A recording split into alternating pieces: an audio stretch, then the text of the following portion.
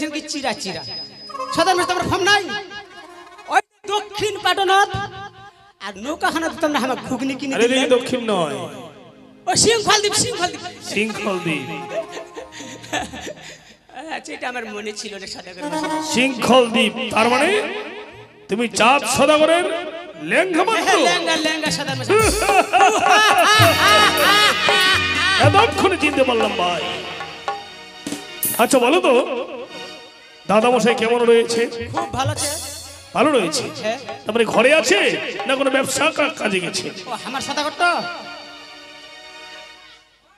কি ও বাবা তোমার মির্গি অসুখ আছে নাকি সাধারণ মানুষ পূজা পারেন আরে মির্গি অসুখ তাহলে তো জুতো সঙ্গাতে হয় সাধারণ মানুষ পূজা পান দিতে ব্যাপারটা আমার সদাগর তো তোমার বাইরাতি দাঁড়াইছে মানে দুয়ারটা দাঁড়াইছে তো তাহলে এরকম করছো কেন আমরা তোমাকে ইশারাটা কইলো লোকের আগাতে কইলে শরম না গেছি তোমাক পাগল কোথাকার এখানে লোক আছে আমার সামনে কথা বলবে তাও আবার সাক্ষাতে কোনো এসে না হয় আচ্ছা আচ্ছা আচ্ছা ঠিক আছে সাধারণ মাসে ঠিক আছে তুমি দাঁড়িয়ে থাকো আমি যাচ্ছি নমস্কার দাদা নমস্কার নমস্কার নমস্কার আহত শ্রী সুস্বাগত আহত শ্রী সুস্বাগত আহত শ্রী সুস্বাগত হে চম্পবধি বলি চম্পকরাজ আপনি আমার জ্যেষ্ঠ আমি আপনার কনিষ্ঠ আপনার এই কনিষ্ঠ ভ্রাতার ক্ষুদ্র সিংহাসন গ্রহণ করুন বেশ আজ তোমার অনুমতি নিয়ে তোমার এই উজানে সিংহাসন গ্রহণ করলাম বেশ এসো ভাই তুমি বসো বেশ আরে লেঙ্গা ভাই ক সাধারণ মাসে ক আরে তুমি বসবে না বসবা দিলে বসমো আরে যাও সদাগর বসের পাশে গিয়ে বসো ঠিক আছে সাধারণ মাসে সাধারণ মাসে তোমরা আমাকে নৌকাখানা পাপড় কিনে দিলেন না আর আমরা তো খাই না ওদিন কা আরে লেঙ্গা আরে তুমি কি মানুষজন কিছু দেখতে পাচ্ছ সাধারণ মাসে তোমরা দেখো কিরকম আমার সাথে বসিয়া মনে হচ্ছে কি ইলা চেয়ারের হ্যান্ডেললা আর এখানে যে ঢাসানি দোকান এনে হচ্ছে বসবার খাই না করি না আমার তুমি মাপ সমান দিবে এর জন্য বলে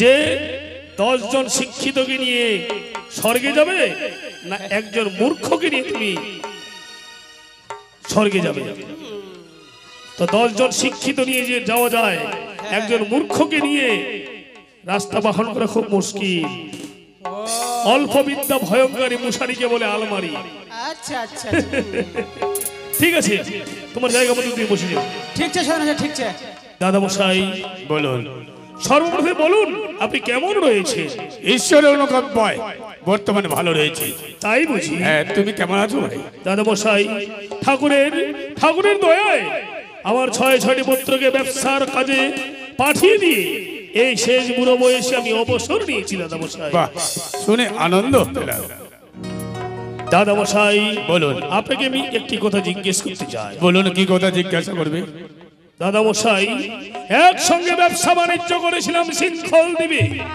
শতবার নিমন্ত্রণ করেছিলাম এই অর্জনীতে আসার জন্য একবার পদার্পণ করলেন না আমার অর্জনীতে আজ হঠাৎ পদার্পণ করেছেন অর্জনীতে কিসের কারণে শোনো ভাই আজ কিসের কারণে আমি এই উজানিতে করেছি পদার্পণ কেন দাদা মশাই দেশ বিদেশে ঘুরে আমি কন্যার তলাশেই না পাইলাম কোথাও ঠাই শুনলাম নাকি তোমার ঘরে বিবাহযোগ্য কন্যা রয়েছে সত্য আপনার অনুমান সত্য আমার ঘরে এক বিবাহযোগ্য কন্যা রয়েছে বিবাহযোগ্য কন্যা রয়েছে সত্য যদি ভাই আমার অনুমান সত্য হয় তাহলে তোমার কন্যাকে আমি পুত্রবধূ বরণ করেই চম্পকে যেতে চাই তার জন্য আমি খালি হাতে ফেরাবেন না ভাই দাদা মশাই বলুন দাদা মশাই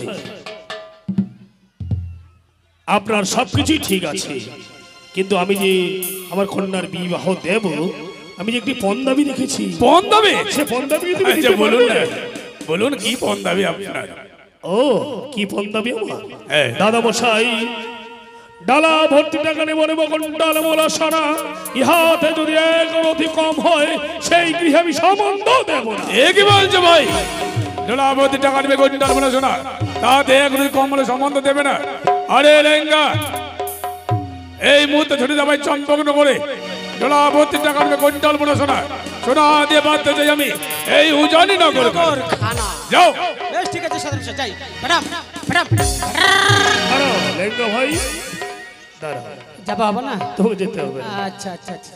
দাদা মশাই বলুন। লেঙ্গাকে যেতে হবে না। যেতে হবে না? সত্য। কেন?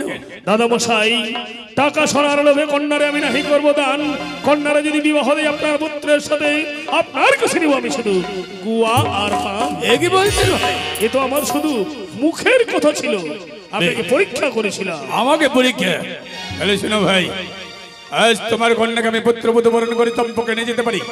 পুত্রবধূ বরণ করবার আগেই তোমার কন্যা খানির আমিও একটি ছোট্ট পরীক্ষা নেব। বেশ, বলুন না কেন। তাহলে শুনুন, 3 মর্চ চন্দন কাষ্ঠ দিয়ে যে কন্যা সিদ্ধ করতে পারবে 3 মর্চ লোহার কলাই, সেই কন্যার সঙ্গে পুত্রের বিবাহ দেব। দুর্লভপূর্ণ দাদা মশাই কনিষ্ঠ সংযত হয়ে কথা বলো।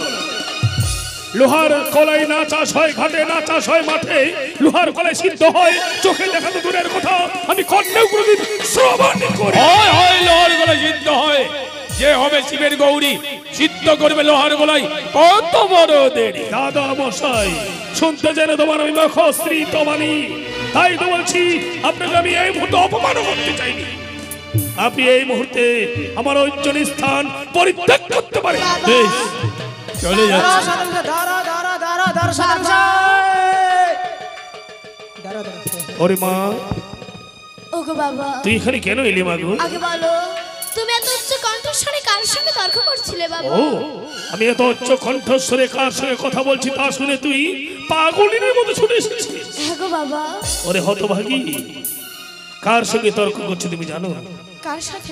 এক অদ্ভুত প্রশ্ন, এক অদ্ভুত প্রশ্ন করেছি আমার, তাই তো তর্ক করছি রে মা।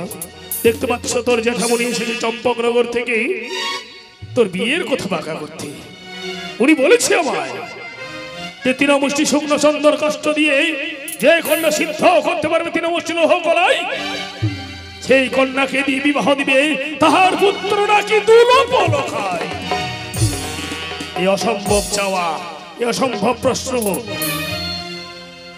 বাবা, তুমি এইটুকু কথার জন্য তার সঙ্গে তর্ক করছিলে? কি বলছো মাগো? ওগো বাবা, এই সামান্য কথা নয় মা। বাবা না করিও ভয়, বাবা না করিও লাজ। লোহার কলাই সিদ্ধ করিব, এমনও কি বড় কাজ গো বাবা? কি বললে মা? হ্যাঁ গো বাবা। কি বললে তুই লোহ কলাই সিদ্ধ করতে পারবি?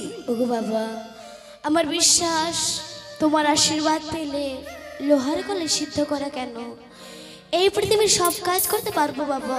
তুই কি সত্যি মানবি না কি দেবী তুই? বাবা, আমি তোমার মেয়ে, যাও না বাবা, বেশ, তুমি সেই লোহার কলাই এনে দাও। তুই দাঁড়িয়ে থাকিস। দাদা মশাই বলুন। আমার অপরাধ মার্জনা করবেন না। কেন? দাদা মশাই, আপনার সেই নিষ্ঠুর কঠোর পরীক্ষা দিতে আমার কন্যা যে রাজি হয়েছে। দাদা মশাই। রাজি হয়েছে? সত্য। আরে লেঙ্গা, ও সাধন মশাই। নাও 3 মর্চ চন্দন কাষ্ঠ, 3 মর্চ লোহার গলায়। শোনো ভাই, এতে রয়েছে 3 মর্চ চন্দন কাষ্ঠ আর 3 ফোঁটা গঙ্গার জল। এই 3 মর্চ চন্দন কাষ্ঠ দিয়ে লোহার গলায় সিদ্ধ করতে হবে। বেশ, এই যে নাও মাগো, এই যে নাও। ওগো বাবা, আশীর্বাদ করো যেন এই লোহার কলাই আমি হাসতে হাসতে সিদ্ধ করতে ওরে পারি। হতভাগী, তোকে আশীর্বাদ না করে আমি থাকতে পারি? আমি যদি কোনোদিন পুণ্য অর্জন করে থাকি, তোর মস্তকে হাত রেখে আমি আশীর্বাদ করছি মা গো, তুমি যেন হাসতে হাসতে লোহ কলাই সিদ্ধ করতে পারো মা। জেঠামণি, বলো মাগো। আশীর্বাদ করো জেঠামণি। বেশ মাগো, এই লোহার গলায় সিদ্ধ করেই তুই পিতা মাতার মুখ উজ্জ্বল কর। দাদা মশাই, বলুন। লোহ কলাই সিদ্ধ করতে কিছুক্ষণ গৌণ হবে, ততক্ষণ চলো না আমরা সভা কক্ষে গিয়ে সভা দর্শন করে আসি। বেশ, তাই চলো। চলুন। আরে লেঙ্গা, ও সাধন মশাই। এখানে ভালোভাবে পাহারা করবে ভাই। হ্যাঁ হ্যাঁ। 3 মর্চ চন্দন কাষ্ঠ আছে, তাতে যেন বেশি কাষ্ঠ না দেয়। বেশ ঠিক আছে সাধন মশাই, তোমরা নিশ্চিন্তায় যাও। মাগো, তুমি কোথায় মা? একটিবার আমায় দর্শন দাও।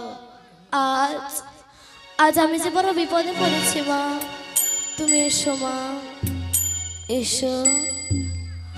ও মোর মা, রে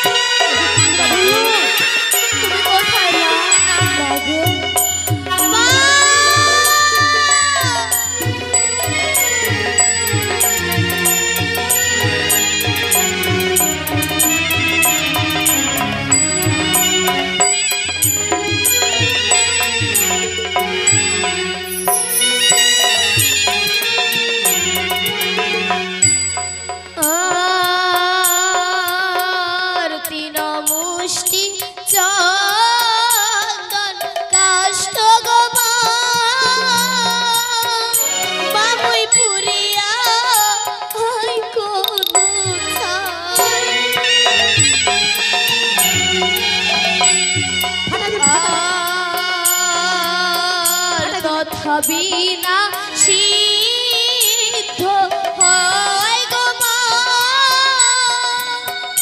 মামর নোহা আর যে গলায়। তুমি কোথায় মা?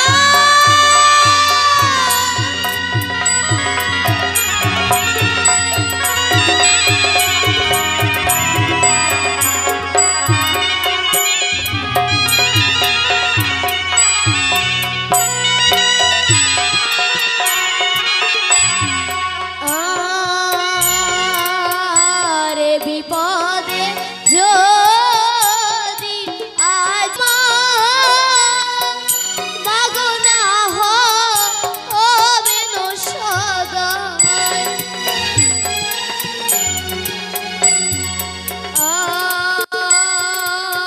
আরে প্রাণতে জীব আজি গো মা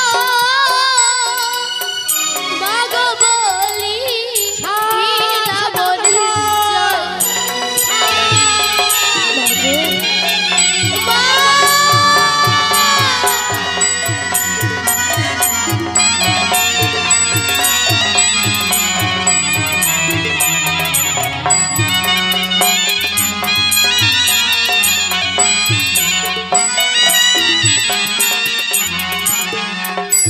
বিপুলা, তুমি আজ আমাকে মনে প্রাণে ডাকছো কেন বিপুলা?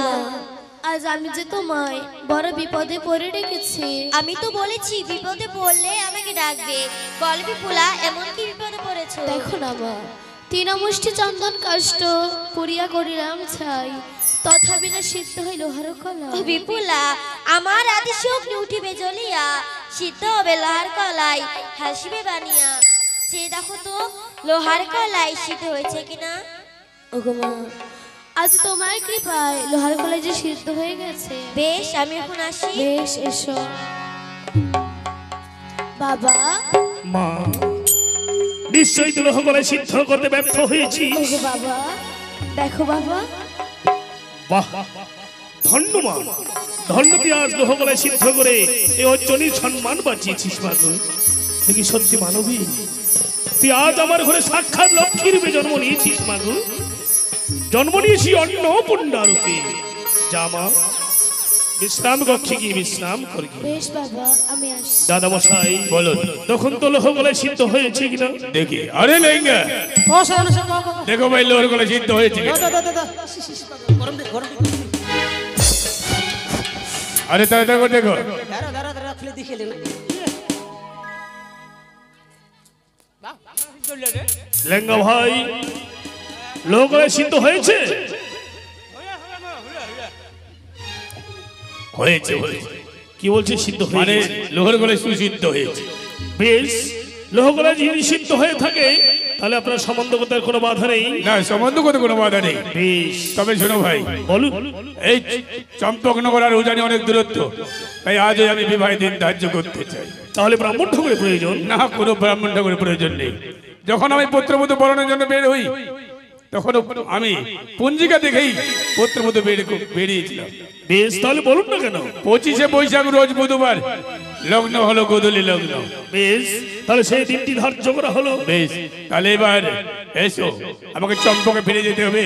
বেশ। চম্পকে ফিরে যাওয়ার জন্য অনুমতি দাও। একসঙ্গে ব্যবসা বাণিজ্য করেছিলাম, তাতে ছিলাম ভাই আর ভাই। নতুন সম্পর্কে আবদ্ধ হতে চললাম নব ওই ভাই বৈবাহিক।